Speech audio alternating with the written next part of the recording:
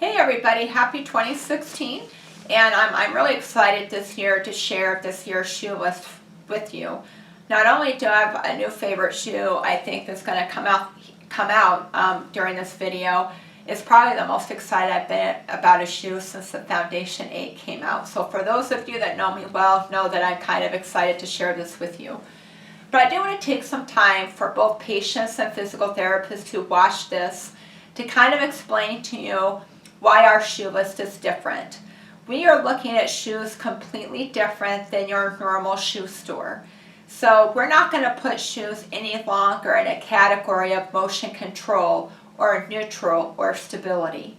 We're posture restoration trained physical therapists working with patients and clients that need a shoe to help complement our program.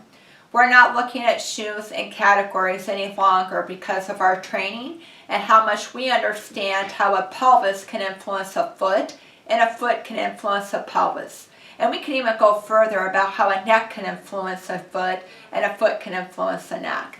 So we all understand how our body is highly integrated and together.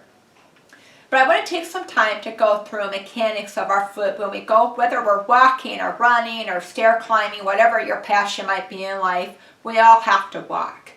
And when we walk, your heel has to be able to hit the ground and we're going to land on the outside of our foot. Then when our body moves up and over our foot, we should land in the mid-stance phase of gait, or for patients, when you get to the middle part of your foot, you should be able to fill an arch, and then we should be able to push off a big toe. And when you can fill an arch, and you can push off a big toe with good calcaneal control, you're going to be getting your power from your pelvis and your hip that you should. If you don't have control of this foot, you're going to overwork a foot and an ankle strategy to help hold you up versus getting your control and stability through your pelvis and your hip.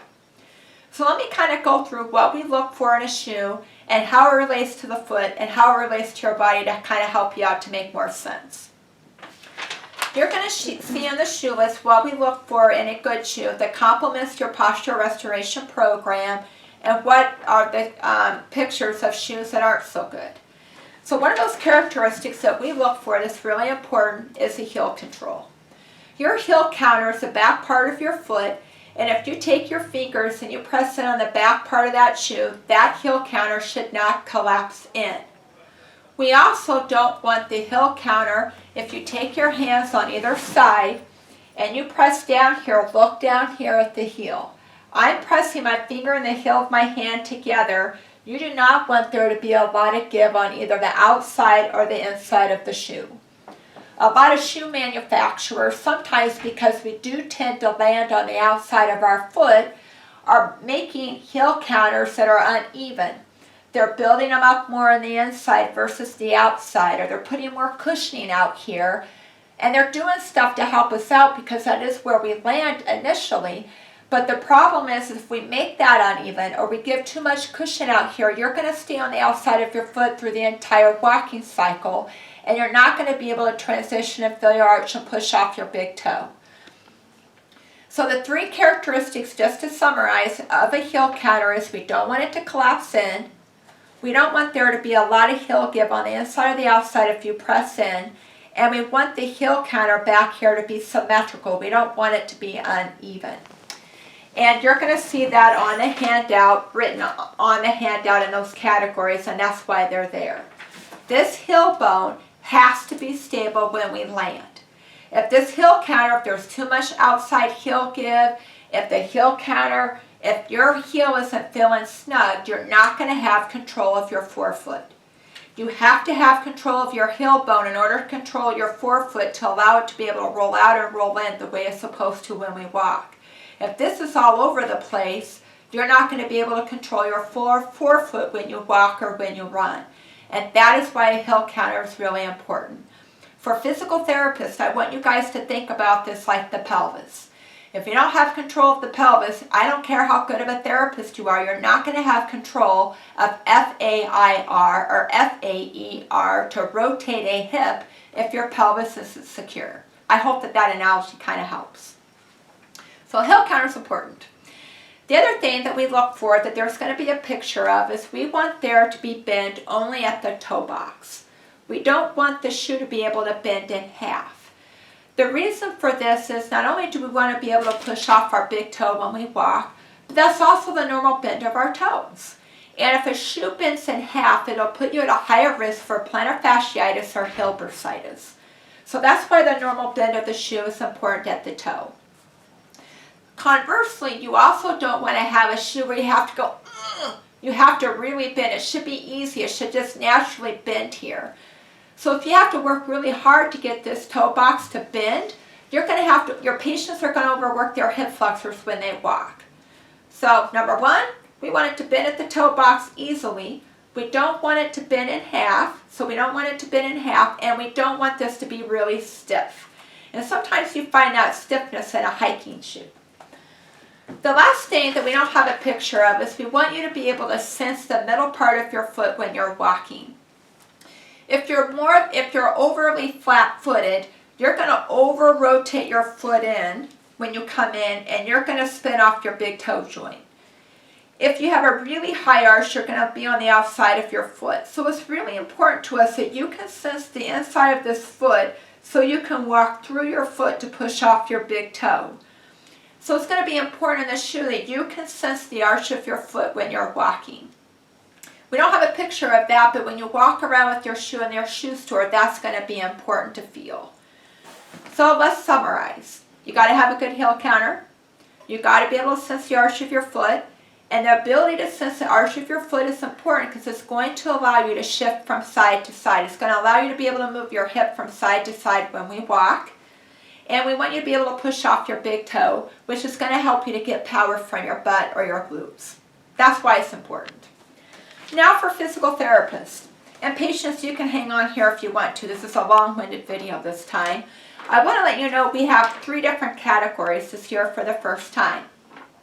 You're going to see that we have a cushion category, a guidance category, and we also have a control category.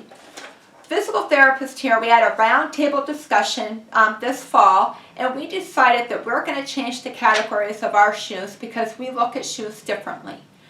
So when you guys look at the control category, I want you to think about your patho-PECs or your patho-left AIC pattern patients, people that are unstable. They're unstable at their neck because these shoes are going to provide the most control of a foot during the gait cycle. So those patients are probably going to have to start off in a more controlled category shoe until they gain more control and they have lift scores of a 3 out of 5. Then maybe after they have lift scores of a 3 out of 5, they can transition to more of a shoe that's going to be in our guidance category. I want you to think about shoes in our guidance category about your non-patho left AIC or PEC pattern patients. These are people that need guidance of a shoe to help them walk through that gait cycle, but they don't need a lot of control. The last category we have is the cushion category. I want you to think about these patients that tend to lean or list when they shift into their hip. So they might go into left AFIR, but they're listing. Or they go into left AFIR and they're leaning. They don't own the floor.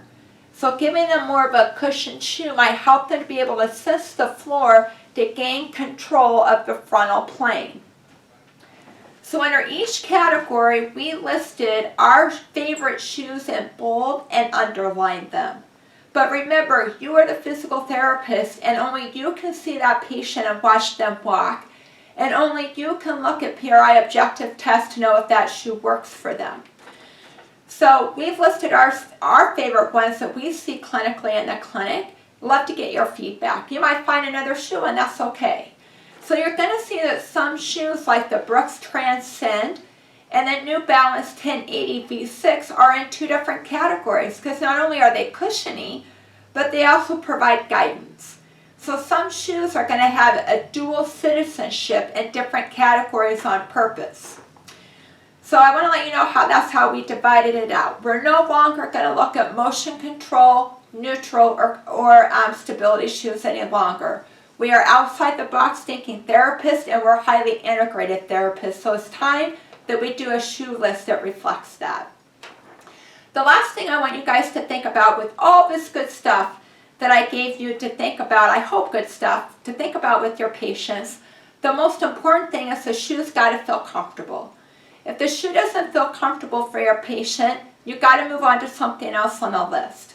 It's got to be something that feels comfortable for them so they can learn how to move and reference their foot differently. So comfort, and then look at these objective tests. The last thing I want to go through with you, and I'm sorry this is a long-winded video, for those of you that know me well know that I have a love affair with the ASICS Foundation 8. That shoe has been upgraded to the ASICS Foundation 12, and I want to let you know that the structure of the 12 is very similar to that of the Foundation 8. The thing that's primarily changed with that shoe is the upper portion of that shoe. It's still a good shoe. But I want to introduce you to the New Balance 1080 V6, which I think is probably going to be my new favorite shoe. I have not had a shoe that has me this excited in years. I'm trying to go back maybe 8 years that I've been this excited about a shoe. You can ask my colleagues. I've been running around with this box for the last 3 days since I've discovered it. I've been walking in it, and today I actually got to run in it, and I love it. Well, what's different about it? A, it has a lot of cushion. You're going to see that. But not only do you get a reference on the medial aspect of the foot, it also provides guidance on the outside reference of a foot. And remember, PRI trained therapists, your feet cannot do the same thing for you to walk forward. You cannot be on the outside of both feet or rolling in too much and be able to move forward with proper triplanar motion.